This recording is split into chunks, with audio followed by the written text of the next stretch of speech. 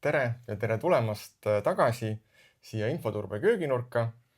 Täna oleme taas veidi erinevas keskkonnas, tavapärasest erinevas. Aga see ei tähenda seda, et uudised oleks miskipidi teistsugused. Ei, räägime jätkuvalt infoturbest, räägime jätkuvalt kurioossetest juhtumitest ja loodetavasti sellistest juhtumitest, mis ka teile huvi pakuvad. Ja seetõttu on siin ka minu abikaasa Mari-Liis, et valideerida, kas see, kuidas ma räägin, on arusaadav ka nii-öelda mitte IT-inimesele ja kui tekib vahepeal mingeid küsimusi, millele ma saan kohe anda selgituse, siis need tulevad ka kohe siia videosse sisse. Aga millest täna juttu teeme? Kõigepealt räägime sellest, kuidas häktivistid häkkisid ära valgusfoorid USA-s. Siis räägime sellest, kuidas üks julge Šveitsi turbefirma ostab kokku häkkerite kontosid. Siis räägime natukene sellest, kuidas Meta sai õiguse Euroopa andmetega oma tehisaru treenida. Räägime sellest, kas veebilehitsejate laiendused on ikka hea idee. Räägime sellest, kuidas Euroopa Liit jagab oma USA-sse reisivatele ja ka Euroopa siseselt reisivatele ametnikele ühekordseid telefone. Ja siis räägime ühest nii-öelda kutsest, millele on väga raske vastu panna. Hakkame pihta. Esimene uudis siis sellest, kuidas häktivistid ehk siis aktivistid häkkeri kalduvustega häkkisid ära USA-s nii Silicon Valley's kui ka mõned päevad hiljem Seattle'is ära valgusfoorid. Et kui valgusfoorile nupule vajutada, siis valgusfoor tavaliselt ütleb sulle midagi. See on siis nii-öelda nendele, kes ei näe, et kas walk või stop. Aga aktivistid võtsid kätte ja häkkisid need valgusfoori helid ära ja panid sinna asemele siis tehisaru poolt genereeritud deepfake audioklipid, mis kõlasid kui Elon Musk ja kui Mark Zuckerberg. Ja Seattle'is pandi siis rääkima hoopis Jeff Bezos. Põhimõtteliselt need foorid olid häkitud paar päeva, reedest laupäevani, kuni siis lõpuks tehnikud tulid ja parandasid need foorid ära. Et ma hea meelega panen siia nüüd ühe selle klipi mängima, et saate ka ise kuulata. Wait. Hi, this is Mark Zuckerberg, but real ones call me the Zuck. You know, it's normal to feel uncomfortable or even violated as we forcefully insert AI into every facet of your conscious experience. And I just want to assure you, you don't need to worry because there's absolutely nothing you can do to stop it. Anyway, see ya.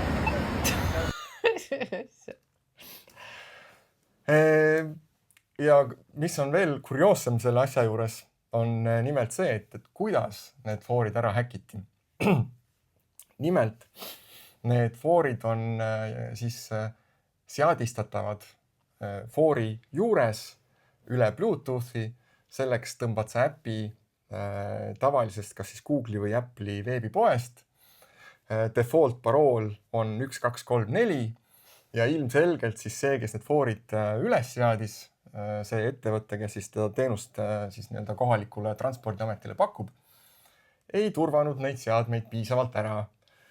Ehk siis koputan taaskord kõigile õlale, et default paroolid tuleks ära muuta ja default paroolid alles, et on väga-väga halb mõte. Jeff Bezose sõnum muideks oli sarnaselt irooniline. Muu hulgas ütles, et palun ärge maksustage rikkaid, muidu kõik miljardärid kolivad ka ära Floridasse. Ja. Kes on Jeff Bezos? Jeff Bezos on Amazoni omanik. Vahepeal ta oli ka maailma rikkuselt kõige rikkam mees, aga siis Elon Musk möödus temast mingi hetk. Nüüd räägime ühest Šveitsi firmast, kes ostab kokku tumeveebi foorumite häkkerite kontosid. Ehk siis algatus nimega Sell Your Source põhineb siis selles, et firma soovib osta kokku tumeveebis olevates foorumites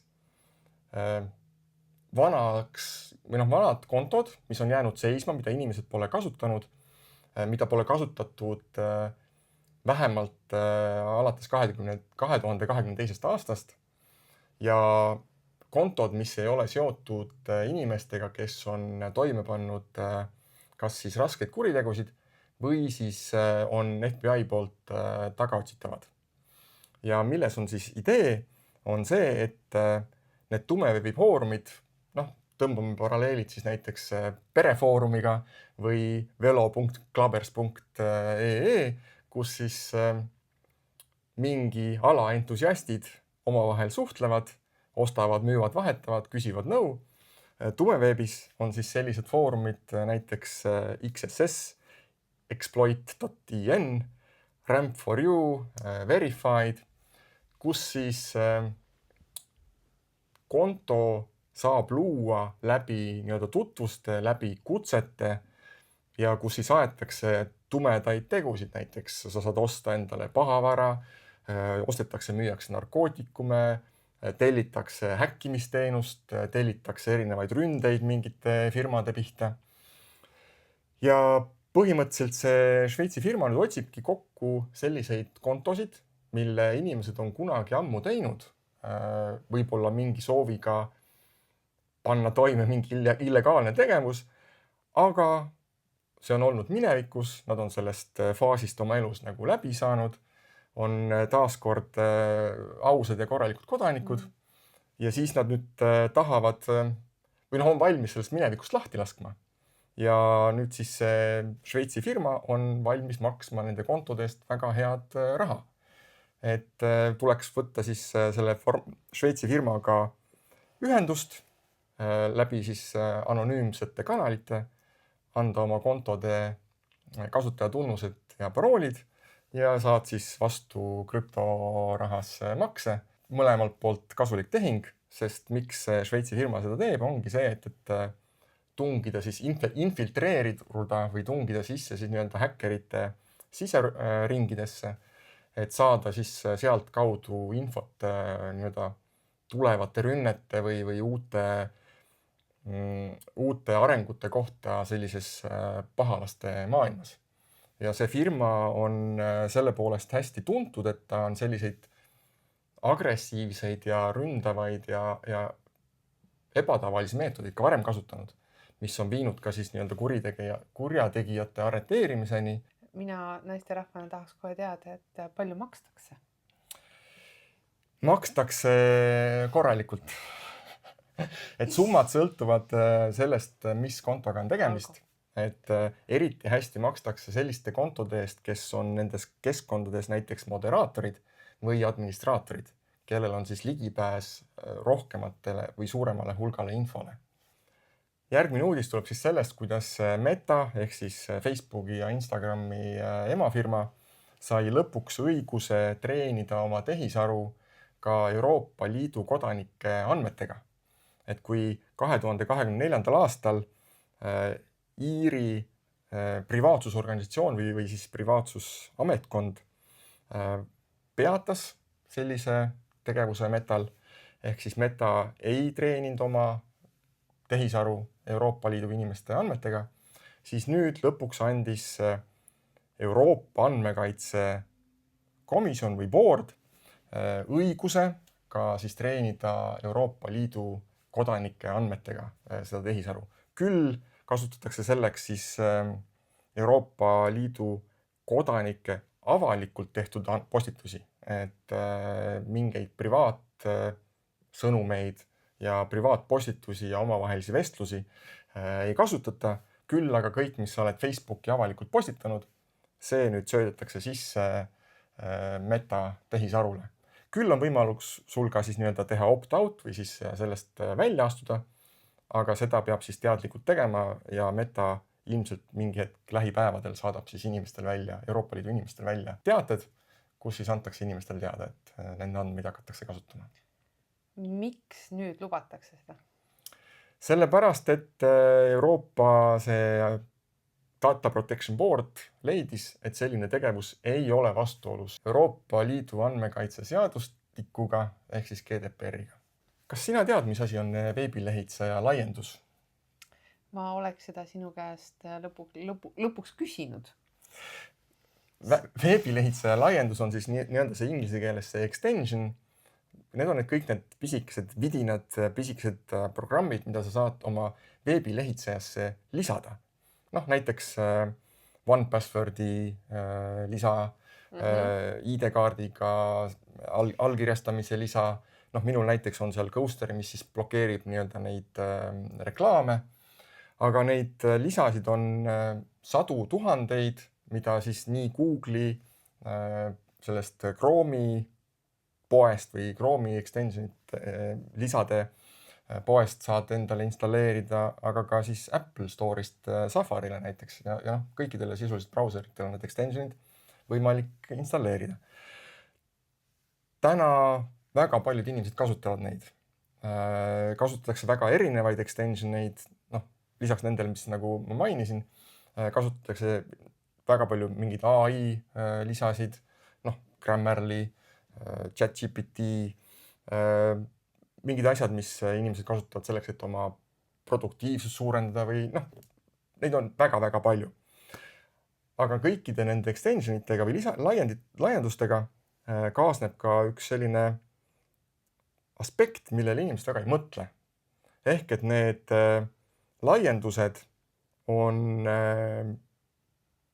sageli sellised programmid, mida ei uuendata, mida kirjutatakse ühe korra, keegi teeb võib-olla enda jaoks mingi asja mugavamaks, kirjutab selle valmis, paneb ülesse, installeerib endale ära ja jätab selle sinna.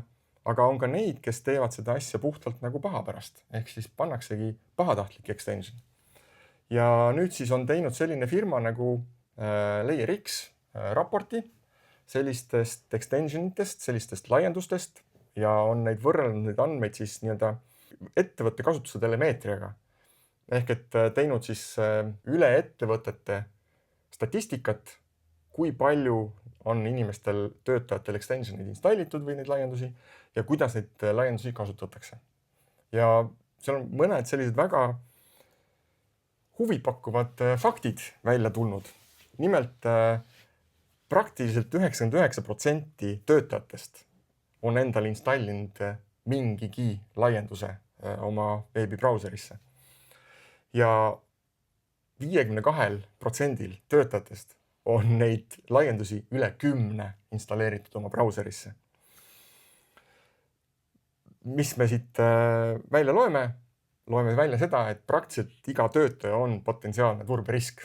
Siis edasi, et põhimõtteliselt iga laiendus, mis sa endale installeerid, omab potentsiaalselt võimalust pääseda ligi sinu tundlikele andmetele. Ja sellest statistika alusel või raporti alusel tehtigi selgeks või kindlaks, et 53% nendest laiendustest, mis on installeeritud, tegelikult omavadki ligipääsu tundlikele andmetele ehk siis cookidele, küpsistele, paroolidele, veebilehe sisule, mida sa parasjagu vaatad, siis sinu lehitsemise ajaloole ja põhimõtteliselt kõik, mis sa nagu brauseris teed, on nendele laiendustele kättesaadav. Ehk siis jällegi väga-väga suur turberisk, mille peaks mõtlema ka inimesed kodudes, et mis laiendusi nad endale installeerivad. Ja nagu ma ütlesin, siis paljud need laiendused ongi sellised ühekordsed, siis üle 54% laiendustest on tegelikult tundmatud. Ehk siis 54% laienduste puhul ei ole teada, kes selle tegelikult kirjutas. On ainult Gmaili aadress. Ehk et see võib olla kes iganes. Ja 79% laienduste ülespanijatest ongi pannud üles ainult ühe laienduse. Ehk et siuke metsik lääs. Üle 20% kasutajatest omab mingit tehisaru laiendust. Ehk et jällegi potentsiaalne andmeleke ettevõtte keskkonnas, potentsiaalne privaatsusleke inimestel isiklikus elus. ja 51% laiendustest on sellised, mida ei ole uuendatud üle aasta. Ehk et jällegi, see laiendus ei pruugi olla tehtud pahatahtlikult, aga see laiendus on kirjutatud, unustatud, aja jooksul on tulnud välja võib-olla mingid turvanõrkused või on uuendatud seda veebilehitsejat ja see laiendus enam ei tööta nii, nagu ta peaks töötama. See annab jälle võimaluse mingitele teistele komponentidele, teistele laiendustele ära kasutada seda vigast laiendust ja sinu andmeid varastada näiteks. Ehk et selline, kuidas ma ütlen, teema, millele inimesed väga palju ei mõtle. Paralleel meie kodust, kus, nagu ma rääkisin, et laste arvuti võiks olla selline ebaturvaline keskkond nagu a la internetikohvik, siis meie kodune mänguarvuti ilmselt nakatus täpselt läbi sellise ebaturvalise komponendi. Siis uudis Euroopa Liidu kuluaaridest. Nimelt Financial Times raporteeris siin, et väidetavalt jagatakse Euroopa Liidu ametnikele, kes reisivad USA-sse, nii-öelda burner phone ehk siis ühekordseid telefone. Meie paralleel on siis need nii-öelda kähkukad või need smart kõnekaarditelefonid või mis iganes kõnekaarditelefonid, et sa ostad odava telefoni, sellel puudub võimalus seda jälgida, keegi ei tea, mis ta on ja kui ära kasutad, siis viskad minema. Et põhimõtteliselt nüüd siis jagatakse Euroopa Liidu ametnikel, kes reisivad USA-sse, selliseid telefone. Ja miks seda tehakse? Nimelt seetõttu, et väidetavalt Euroopa Liit on öelnud, et nad ei tee seda seoses Trumpi uue poliitikaga, et see on olnud kogu aeg niimoodi, aga miskipärast ei ole seda varem nii avalikult nagu räägitud või nii palju ajakirjandusse lekkinud, et millegipärast seda on nüüd rohkem hakatud siis jõustama. Ja probleem, mida siis püütakse niimoodi, risk, mida püütakse maandada, ongi see, et Ameerika poolt on tulnud välja, et käib üsna tugev spioneerimine või jälgimine ka siis oma Euroopa partnerite osas. Ehk et jälgitakse, mida teevad Euroopa ametnikud, paigaldatakse nendesse seadmetesse pahavara, nuhkvara, et selles osas siis püütakse nüüd seda riski maandada. Ja jagatakse ka selliseid Faraday taskuid, ehk siis need on sellised kotikesed, kuhu sisse pannes, kui telefoni sisse pannes, blokeerib ära kõik signaalid. Näiteks meil kodus on autovõtmete jaoks selline kotike. Ja mis on nagu selle uudis juures või paralleelne uudis, mis sellega seoses tuli, on see, et nüüd on hakatud selliseid Faraday kotikesi jagama ka nendele Euroopa Liidu ametnikele, kes reisivad Euroopa Liidu sees Ungarisse. Kuna Ungari on teada ka ühe riigina, kes kasutas sellist nuhkvara, legaalset nuhkvara nagu Pegasus oma dissidentide ja ajakirjanike jälgimiseks ja poliitiliste oponentide jälgimiseks, siis Euroopa Liidu ametnikud või Euroopa Liidu, kuidas ma ütlen, julgeolekuametnikud ilmselgelt ei usalda enam Ungari partnereid ja seetõttu on ka Ungarisse reisides nüüd jagatud inimestele neid samu Faraday taskuid, kuhu siis oma telefon sisse panna ja olla äärmiselt ettevaatlik ja näiteks piiriületustel mitte telefoni kasutada ja muud sellised nõuded. Kas selle põhjuseks on see, et inimestel on telefonides niivõrd palju isiklikku ja tööisiklikku materjali, et sealt kaudu lihtsalt on nii tohutu suur oht? Põhimõtteliselt jah, see on see, et inimesed kasutavad oma Euroopa Liidu ametnikel on töötelefonid, nutitelefon, sa kasutad seda oma e-mailiks, sa kasutad seda oma töökeskkonda sisse logimiseks, oma dokumentide vaatamiseks ja nii edasi. Ja lihtsalt see pahavara või see nuhkvara, mida nii-öelda ametlikult kasutatakse ja mida riigid ametlikult kasutavad, suurimad tootjad on Iisrael, Hispaania, kes müüvadki nii julgeolekuorganisatsioonidele kui ka siis spiooniorganisatsioonidele seda tarkvara ametlikult. nad nii-öelda siis valideerivad oma partnerid, et kelle nad müüvad. Aga mõningad partnerid, kellele seda on müüdud, on kasutanud seda tarkvara ka siis nii-öelda mitte väga eetilistel eesmärkidel. Jälginud oma ajakirjanikke ja nendest on hästi palju skandaale siin ajakirjanduses viimasel ajal olnud. Ja nüüd ongi siis lihtsalt hirm, et kuna Ungari puhul on teada, et nad ei kasuta väga eetiliselt sellist tarkvara, et äkki siis nad häkivad ka Euroopa Liidu teiste riikide poliitikute telefonid ära ja sealt kaudu võib infot lekkida. Ja infot on seal palju. Infot on seal reeglina ilmselt palju, just. Väga põnev. Viimane uudis on natukene selline jällegi humoorikama maiguga.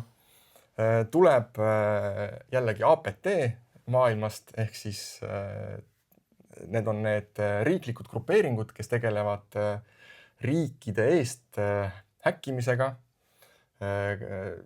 Selline grupeering nagu Cozybear, a.k.a. APT29 on siis nii-öelda Venemaa riiklik häkkerite grupeering, mida siis toetab Venemaa riik, mis tegeleb siis Venemaa poolt sanktsioneeritud küberründe tegevusega.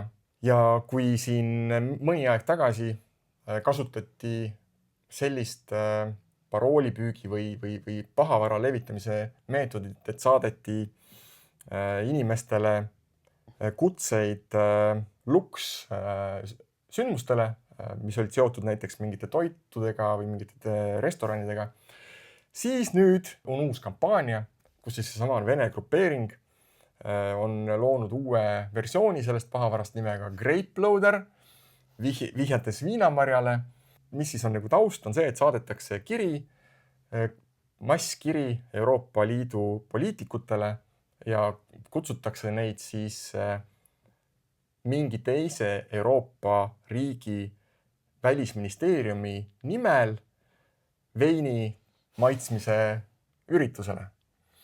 Ehk et püütakse siis nii-öelda mängida nende poliitikute edevusele, nende võib-olla mõningasele populismile, nende soovile olla pildis, olla esindatud ja võib-olla ka siis soovile nautida neid hüvesid, mida teised riigid siis poliitikutele pakuvad. Sooviga juua veini. Või siis sooviga juua veini ja nautida seda veini. Ja kui inimene esimene kord sellele kirjale ei vasta, siis saadetakse sinna sellele inimesele jätkukiri pealkirjaga näiteks saadiku kalendrisse kutse, diplomaatiline lõuna,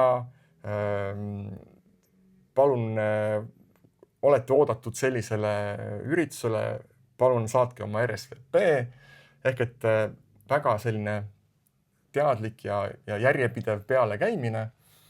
Ja mis siis seal taustal on nagu ikka, kirja sees on link, kuhu klikkides laetakse sulle arvutisse pahavara, mis päeva lõpuks võtab sinu arvuti üle ja saab sealt varastada jällegi tundlikku ja sellist sensitiivset informatsiooni. Kas on ka infot, palju on saadikuid soovinud veiniüritustele minna? See on väga hea küsimus. Hetkel firma Checkpoint, kes selle kampaania avastas, ei ole nii sügavale suutnud veel sellesse grupeeringusse tungida, et nagu teada saada, mis see statistika on. Aga loodetavasti see Šveitsi firma, kellest ma alguses rääkisin, on edukas ja suudab ka sellist infot välja kaukida. Väga põnev, igal juhul väga põnev, et ametniku töö sisaldab endas ikkagi väga palju sellist tarkust, kuhu vajutada ja kuhu sind päriselt on oodatud ja kust päriselt see info nagu tulema peaks, et see infoturbe koolituse pool peab seal vist ikka väga tugev olema. Aga kas on? Jällegi, see küsimus jääb õhku, aga selles suhtes on sul väga õigus, et see infoturbe teema on täna, ta on seotud kõigiga läbi meie personaalse elu, meie läbi tööelu, töösaladused, poliitikasaladused ja kõik muu selline, et sellest ei saa üle ega ümber. et see on ka üks põhjus, miks mina neid uudistesaateid siin toimetan, et viia seda teadmist laiemale ringile loodetavasti. Vaata, siit läheb edasi mõte, et inimesed ju sageli arvavad, ka mina jätkuvalt arvan seda, et mis mina see väike olen, kellest keegi huvituma peaks, aga tõenäoliselt on minu kontaktide listis inimesi, kellest ollakse huvitatud, et kui minul endal ei ole otsest ohtu, pangakontod ja asjad loomulikult, aga siis tõenäoliselt võib olla meie kõigi kontaktlistis inimesi, kellest ollakse huvitatud, nii et see natuke suuremat pilti siis vaadata, et Absoluutselt, sa tabasid täpselt naelapea pihta, ehk et sageli meie ise ei olegi need siis nii-öelda sihtmärgid, sageli läbi meie üritatakse rünnata kedagi teist ja isegi mitte võib-olla nii grandioosselt, et minu kontaktide hulgas on keegi kõrge poliitik või suur ärimees. Ei, sageli piisab ka sellest, kui häkkida ära kellegi pereliikme konto ja siis saata teistele pereliikmetele SMS või saata sõnum läbi Messengeri, et kuule, ma olen reisil, olen hädas, palun saada mulle raha, mu rahakott varastati ära, mul on vaja lennupiletid, et tagasi lennata. Ja kuna mul ei ole pangakaarte ka, et saada mulle raha Western Unioniga või MoneyGramiga või mis iganes, mis ei vaja autentimist. Ja kui inimene ei kontrolli ja läheb selle esialgse paanikaga kaasa ja saadabki selle raha ja neid juhtumeid on olnud ka meil Eestis, kus niimoodi inimesi petetakse. Ainuke viis ongi siis tõsta teadlikkust. Olla kõigega teadlik. nii. Just. Igas valdkonnas. Meie suurim kaitse on meie teadlikkus. Aga selline tänane infoturbe kööginurk oligi. Loodetavasti oli teil huvitav ja järgmine nädal kohtume juba siis tavapärases hubases kööginurgas. Tšau, paka!